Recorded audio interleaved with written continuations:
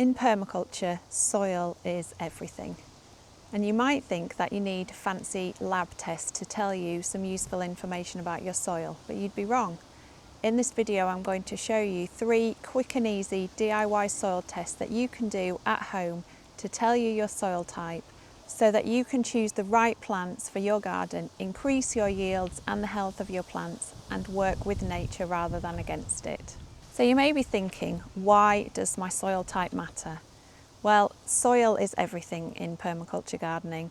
The health of your soil determines the health of your plants. So it's really important to make sure that you know what your soil type is so you can choose the right plants that are going to thrive in that soil type.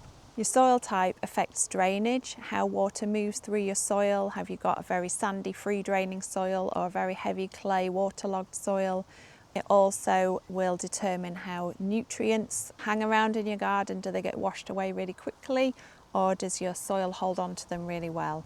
And different plants will thrive in different soils. So say Mediterranean plants like a rosemary or a lavender, they will really thrive in a sandy, free draining soil. But if you planted those same plants in a waterlogged, heavy clay, they would just rot over winter. So you can see straight away how important it is to know what kind of soil type you have. So soil texture refers to the amounts of sand, silt and clay that you have in your soil. So these are soil particles, and these particles, or tiny bits of rock, each one is a different size. So sand, the particles are quite large, and this means that the way that they fit together in the soil, there's plenty of air space, there's lots of space for water to flow straight through and quickly out. This means that the water will drain through quite freely, and it means that sandy soils struggle to hold on to moisture. On the opposite extreme, you've got clay particles, and they're very, very, very tiny particles, and they can pack very closely together and prevent water from moving down through the soils, and they can get compacted and mean that there's not very much air in your soil either. And in between those two, you have silt, which are the medium-sized particles.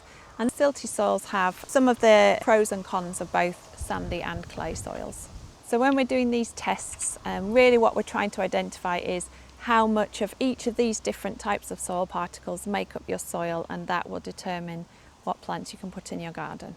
So test number 1 is actually just about getting your hands into the soil. So what we're wanting to do is look at the sort of general soil. So rather than just looking at the surface, which might have quite a lot of organic matter, that's maybe you've been putting mulches on your soil, or maybe it's just from dead plant material or leaves falling on the soil. So we want to scrape that away, that top layer away, and dig into the soil itself. About 10 centimetres down is ideal, and actually dig out some of the soil and rub it between your fingers. You want to really sort of feel, this is all about the texture, how does it feel?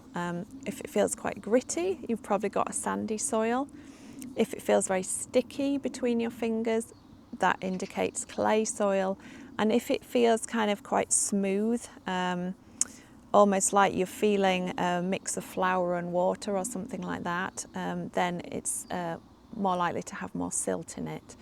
It's not as if most soils are going to be one extreme or the other. It'll be a makeup of all the 3 different particles, but you can start to straight away get a sense of what makes up the majority of your soil just by having a bit of a feel. And then take some, and if it's quite dry, add a bit of water and see, can you roll it into a ball?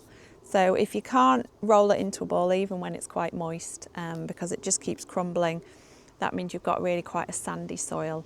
If it holds into a ball and it's quite sticky, again, that means it's likely to have quite a lot of clay in it. And if you can then mould that ball into sort of different shapes quite easily without it forming cracks and crumbling apart, then you have definitely got a very clay soil. And that's not always a bad thing. You know, adding organic matter can solve a lot of problems in any extreme of these soils. So the next test is called the jar test, and very simply because the only tools we really need is a jar. So we want to fill the jar about half full with soil, again about 10 centimetres down, so you can use the same hole that you've already dug. Then we want to fill the rest with water and give it a really good shake. And because the sand particles are bigger, they will sink first. So you can start to see the different layers within the jar. So literally within a couple of minutes the sand layers will have settled. Then the silt layer settles on top of that. That might take an hour or so. And then the clay layer will sit on top of that. And that can take, you can see I did this one yesterday. You can see the water's still quite cloudy, so it might take a little while for the clay particles to settle in there. But you can see the different proportions of particles that make up your jar test. And you can, if you want to look in a little bit more detail, you can measure these layers within the jar to work out, using a formula, work out what the percentage of each sand, silt and clay that make up your soil. And then you can use a soil triangle. And these are available. You can look online, do an online search and find them and print one off. And you can use a soil triangle to work out what your soil type is. And I have actually created a food forest design workbook, which I will leave the link in the description below. If you're interested in delving a bit deeper into the whole food forest design process, then this workbook will help you to work through that step by step, and the soil tests are part of that process. And then the final test is the drainage test, and it's also about digging a reasonable sized hole in your garden, so something around maybe 40 centimetres by 40 centimetres and about the same deep, or until you hit subsoil. And this is sort of a test pit to have a look at the sort of different soil horizons, so how deep is your topsoil, and you can usually tell when you're going from topsoil to subsoil because the subsoil will be a different colour. Or if you're on a new build house, you might find that you go down, not very far and hit builder's rubble underneath your lawn. So if you can dig a reasonably deep hole in your garden, it can really help you to see what depth of topsoil that you're working with and what's underneath it as well. And another reason for digging this hole is to check the drainage. So even if you have a really sandy soil, if you have a sort of clay layer underneath that, or a very compacted layer, it might be that water doesn't drain very freely through it. So to check the drainage, you want to dig a hole, fill your hole with a bucket of water, let that drain away at first just to kind of saturate the soil a little bit, and then pour another bucket of water in and see how quickly that water drains away. So if it drains away within sort of minutes, then you know you have a very, very free draining soil. If it sits there for a day or more, then you know that you've got very poor drainage. And so each one of these tests adds another layer of understanding of your soil and the situation, and therefore the kind of plants that you're going to choose for your garden. And as you're digging, keep an eye out for worms. So worms are a really great indicator of whether or not you have good soil.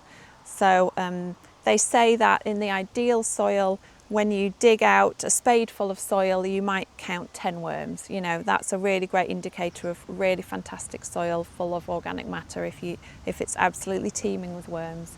I know in my new garden here, the ground is really, really compacted, very little organic matter. And when I've been planting about 20 plants in the bed just behind the camera, I think I came across about 6 worms. So really not a great indicator of good soil here. So yeah, just keeping an eye on how many worms you come across when you're digging can just help you understand whether or not you have a healthy soil, whether maybe you need to add some organic matter, and also whether if you have really, really compacted soil, whether you need to dig it over just once before you start planting, just to relieve some of that compaction.